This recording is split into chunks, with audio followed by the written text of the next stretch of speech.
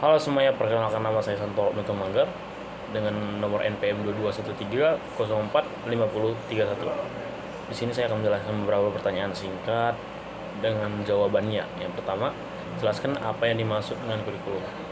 Saya mencakup dari beberapa jawaban-jawaban para ahli yang saya cari dari beberapa web. Kurikulum adalah seperangkat rencana dan pengaturan yang terdiri dari tujuan, isi, dan metode pembelajaran yang disusun untuk mencapai tujuan pendidikan.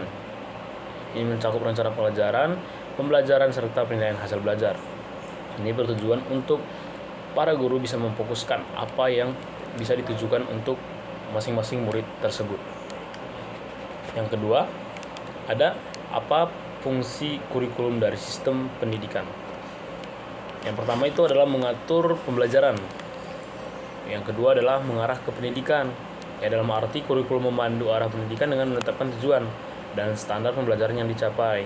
Hal ini dapat membantu memastikan bahwa pendidikan mencakup berbagai keterampilan, kedisiplinan, pengetahuan, dan nilai yang diperlukan untuk menghadapi tuntunan masyarakat dan dalam dunia pekerjaan ataupun dalam dunia luar. Yang ketiga adalah merefleksikan nilai-nilai sosial dan budaya. Kurikulum ini mencerminkan tentang kepercayaan dan kebutuhan dalam lingkupan sosial ataupun dalam lingkupan wilayah masyarakat tersebut. Ini membantu memastikan bahwa pendidikan mencakup aspek-aspek budaya dan sosial yang penting bagi perkembangan siswa sebagai anggota masyarakat yang berpikiran kritis dan bertanggung jawab. Sehingga melalui dari pembelajaran kurikulum tersebut, siswa-siswa dapat mengerti dan mengetahui bagaimana cara melakukan pengembangan di dunia luar, baik dalam bersosial maupun bermasyarakat. Baiklah, selanjutnya ada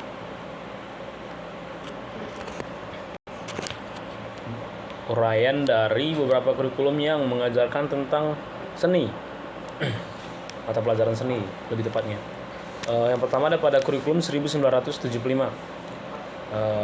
Absensi 7 sampai 13, yang pada kurikulum ini materi bidang seni musik cenderung bersifat umum, masih dibelang profil-profilnya hanya mengenal sekilas, terintegrasi dari mata pelajaran seni secara keseluruhan. Biasanya fokusnya adalah pengenalan dasar-dasar musik saja, seperti notasi musik, ritme musik, dan pengenalan musik lainnya.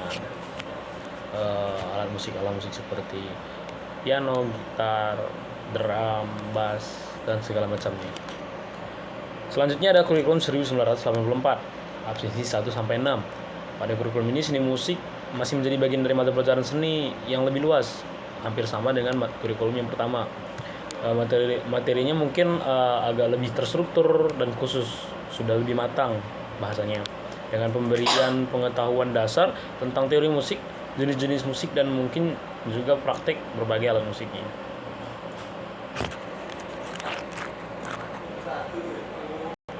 Selanjutnya ada kurikulum 1994 dan 1999 ada absensi 13 sampai 20. Pada kurikulum ini seni musik mungkin telah menjadi mata pelajaran tersendiri, sudah terpisah dan lebih fokus dan lebih spesifik. Materi mencakup pengajaran teori musik yang lebih mendalam, sejarah musik, apresiasi musik, serta praktek bermain alat musik dan bernyanyi. Dan ada kurikulum berbasis kompetensi pada absensi 27 sampai 32. Kurikulum berbasis kompetensi ini mungkin cenderung menekankan pada pengembangan keterampilan praktis dan pemahaman yang sangat mendalam. Materi seni musik dapat mencakup pembelajaran komposisi musik, aransemen musik, teknik vokal dan instrumen, serta penerapan konsep dalam berbagai konteks, mulai dari yang dipelajari tadi tersebut hingga dimasukkan ke praktek tersebut, begitu. Nah, selanjutnya itu ada kurikulum tingkat satuan pendidikan. Ada absensi 21 sampai 27. Nah, pada kurikulum ini materi seni musik disesuaikan dengan kebutuhan dan karakteristik setiap satuan pendidikan. Jadi, setiap tempat itu bisa berbeda-beda materinya, begitu. Dan materi bisa beragam tergantung pada visi misi dan program-program khusus yang ditawarkan oleh masing-masing sekolah. Jadi setiap sekolah tuh bisa berbeda-beda. materi-materi yang disampaikan terkait pembelajaran seni dan musiknya. Nah, beberapa sekolah yang hanya mengajarkan tentang seni itu hanya tentang seni rupa seperti itu, mungkin dengan tarian atau gambaran-gambaran atau yang lain macamnya. Selanjutnya ada kurikulum 2013, absensi 28 sampai 35. Kurikulum 2013 menekankan pada pembelajaran lintas mata pelajaran dan pengembangan keterampilan abad ke-21. Materi musik tidak dapat mencakup teori dan praktik musik. Tidak hanya mencakup teori musik dan praktik musiknya, tetapi juga mempertimbangkan aspek kreativitas, kolaborasi, dan teknologi dalam pembelajaran musik. Jadi, siswa tidak hanya dituntut untuk bisa mengetahui tentang materi seni musik dan teori-teorinya, dan tapi dituntut juga bagaimana cara mengembangkan kreativitas mereka masing-masing dalam bermusik maupun berseni. Selanjutnya adalah kurikulum merdeka atau asepsi seterusnya atau mahasiswa mengulang.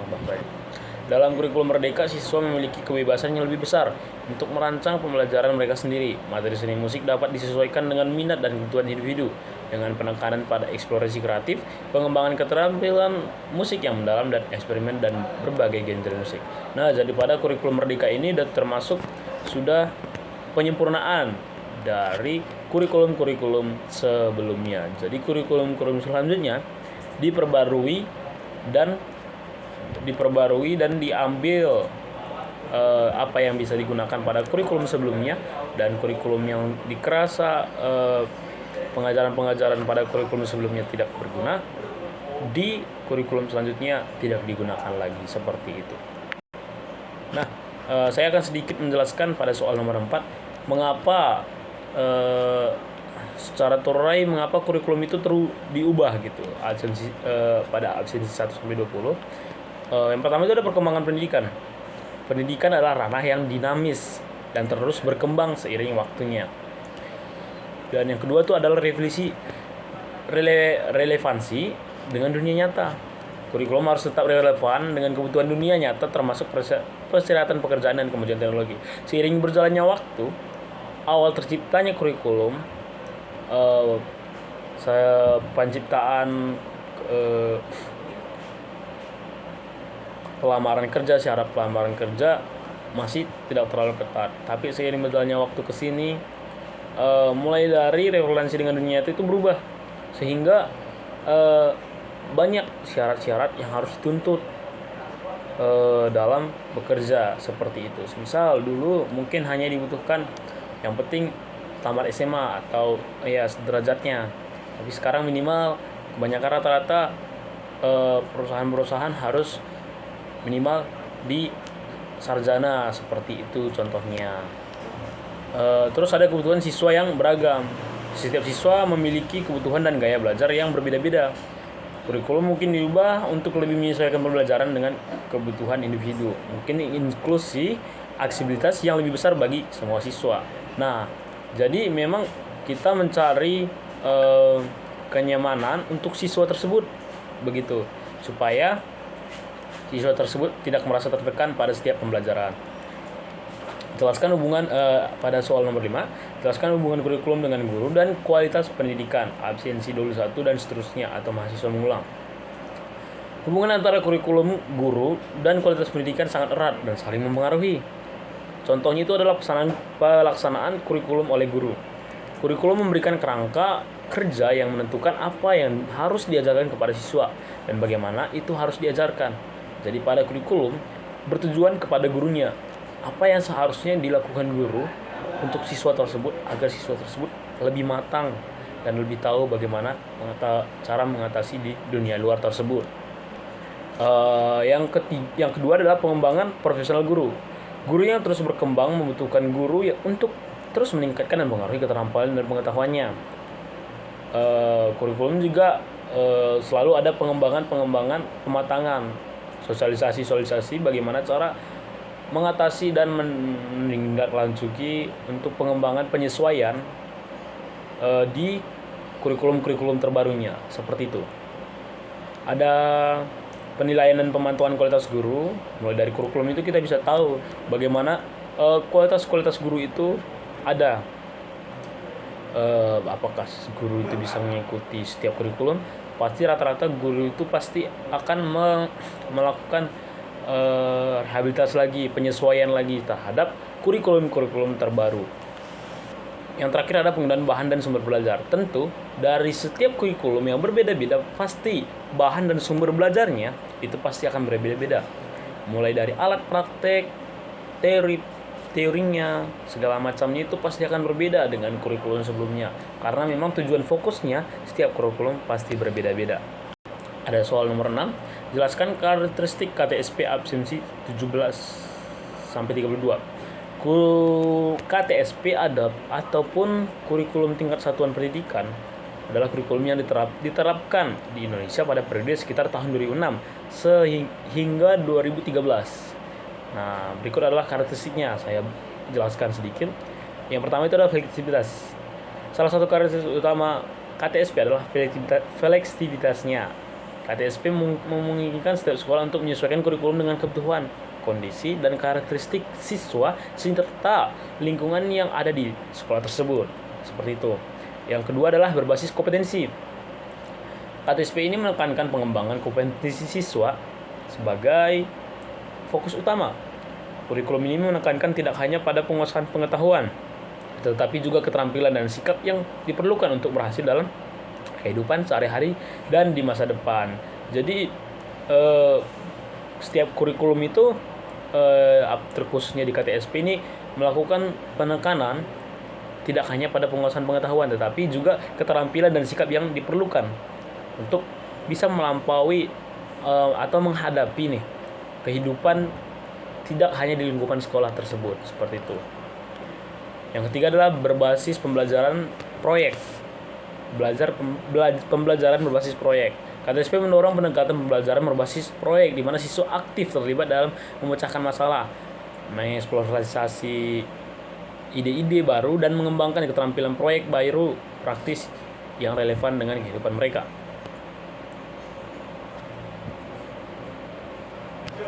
Selanjutnya itu ada pembelajaran terpadu.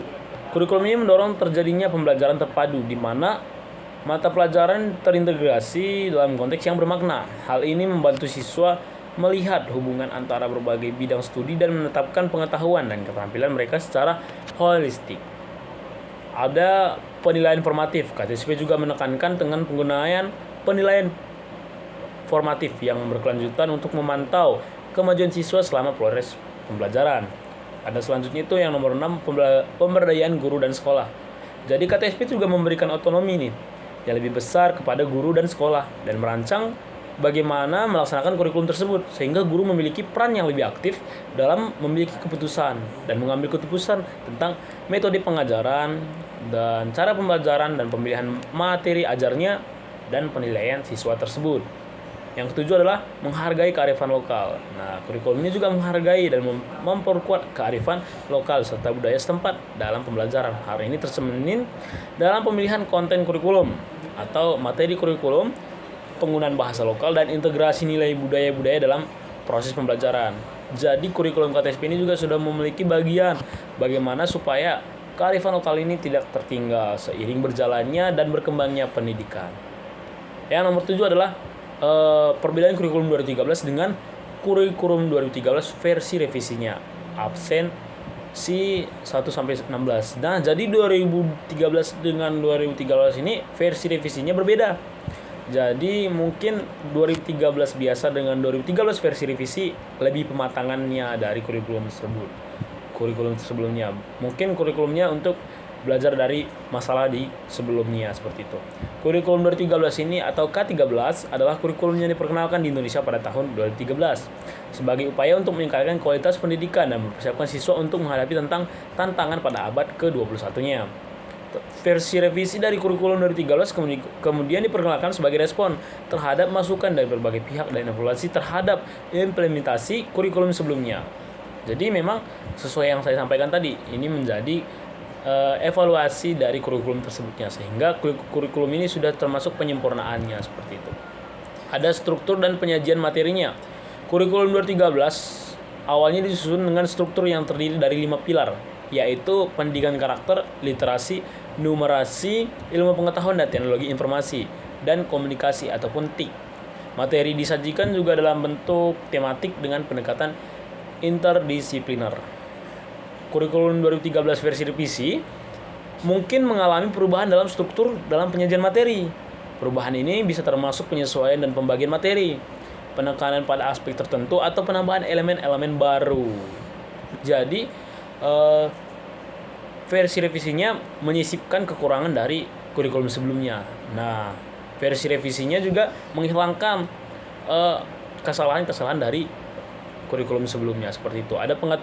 Selanjutnya ada pengaturan jam belajar. Kurikulum K13 juga awalnya memiliki peran pengatur jam belajar yang mengalokasikan waktu untuk mempelajari berbagai mata pelajaran dan aktivitas ekstrakurikuler. Nah, pada K13 revisi mungkin mengalami perubahan dalam waktu jam belajar seperti penyesuaian dalam durasi pembelajaran tiap mata pelajaran atau penambahan waktu untuk aktivitas tertentu. Oke, selanjutnya ada soal nomor 8. Antara perbedaan kurikulum 2013 dengan kurikulum sebagai kurikulum tingkat satuan pendidikan atau KTSP dan kurikulum Merdeka dapat mencakup berbagai aspek penting. Mengingat kurikulum mereka merupakan aspek baru yang diperkenalkan dalam reformasi pendidikan Indonesia. Jadi, kurikulum KTSP 2013 atau tingkat satuan pendidikan, kurikulum tingkat satuan pendidikan, apa sih bedanya dengan kurikulum Merdeka? Yang pertama itu ada fleksibilitas dan otonomi sekolah. Pada kurikulum 2013 KTSP, kurikulum ini menetapkan kerangka kerja kurikulum yang umum, namun memberikan fleksibilitas kepada sekolah untuk menyesuaikan kurikulum dengan kebutuhan dan konteks lokalnya. Dan pada kurikulum Merdeka, mungkin menekankan sedikit otonomi yang lebih besar kepada sekolah dan merancang kurikulum yang unik dan berbeda sesuai dengan visi misi dan karakteristik masing-masing sekolah. Guru, siswa, dan stakeholder lokal akan terlibat aktif dalam proses perancangan kurikulum tersebut. Selanjutnya mungkin ada keterlibatan siswa dalam proses pembelajaran. Pada KTSP, kurikulum 2013 menekankan pada pembelajaran berpusat pada siswa, di mana siswa dituntut untuk aktif terlibat dalam proses pembelajaran. Pengembangan keterampilan berpikir kritis, kreativitas, dan kolaborasi. Jadi di KTSP, siswa dituntut untuk lebih aktif lagi. Pada kurikulum Merdeka, lebih menekankan pada keterlibatan siswa dan dalam merancang dan menentukan jalannya pembelajaran. Siswa akan diberi kebebasan untuk memilih dan mengatur pembelajaran mereka sendiri dengan bimbingan dari guru tersebut. Selanjutnya ada kurikulum pendekatan evaluasi. Kurikulum 2013 ataupun KTSP menekankan pada pendekatan evaluasi formatif yang berkelanjutan, di mana penilaian dilakukan secara berkesinambungan untuk memantau kemajuan siswa. Pada kurikulum Merdeka ini mungkin mendorong pendekatan evaluasi yang lebih variatif dengan memperhatikan pencapaian kompetensi secara holistik dan penggunaan berbagai metode penilaian sesuai dengan pendekatan pembelajaran. Nah, jadi pada perbedaan ini mencerminkan evaluasi dan pendekatan dan reformasi pendidikan Indonesia. Dari kurikulum 2013 yang menekankan fleksibilitas dan pembelajaran buat siswa, sehingga menjadi kurikulum Merdeka yang memberi lebih banyak otonomi kepada sekolah dan keterlibatan siswa yang lebih aktif dalam proses pembelajaran. Selanjutnya itu ada nomor 9, soal yang terakhir, pendekatan pembelajaran musik dengan pendekatan scientific learning. Pada setiap kurikulum. Yang pertama itu adalah absensi 1-7, kompetensi dasar ataupun KD, memahami prinsip dasar teori musik. Yang kedua itu ada bentuk pembelajaran, pengantar teori musik dengan pendekatan ilmiah. Yang selanjutnya itu adalah absensi 7-13. Kompetensi dasarnya untuk menganalisis struktur musik dalam karya seni. Selanjutnya ada bentuk pembelajarannya. Ini tentang menganalisis dengan pendekatan ilmiahnya. Siswa belajar untuk menganalisis struktur dalam karyanya, musik dari berbagai genre dan eranya, seperti itu. Selanjutnya ada absensi 14-19. Tentang kompetensi dasarnya itu membuat aransemen dan musik sederhana. Bentuk belajarnya itu mungkin aransemen musik dengan pendekatan lebih ilmiah mungkin ya. Selanjutnya adalah absensi 20-27 tentang kompetisi dasarnya menerapkan teknologi dan produksi musik nih. Pembelajaran produksi tentang bentuk pembelajarannya itu mungkin melalui pembelajaran produksi musik dengan pendekatan ilmiah dan teknologi, lebih dekat ke teknologinya karena memproduksi musiknya. Selanjutnya adalah absensi 28-34. Kompetensi dasarnya menganalisis perkembangan musik dalam konteks sejarah dan budaya. Bentuk pelajarannya mungkin perkembangan sejarah musik dengan pendekatan ilmiah. Siswa belajar untuk menganalisis perkembangan musik dari berbagai periode sejarahnya dan budaya serta memahami dampaknya terhadap masyarakat di lingkungannya. Yang terakhir adalah absensi 35 dan seterusnya ataupun mahasiswa yang mengulang. Bentuk pembelajarannya pembelajaran evaluasi dampak musik dengan pendekatan ilmiah. Siswa belajar untuk menganalisis dan menginterpretasikan dalam dampak musik terhadap individu dan masyarakat melalui pengamatan, pengumpulan data dan analisisnya. Sekian dari saya ucapkan terima kasih.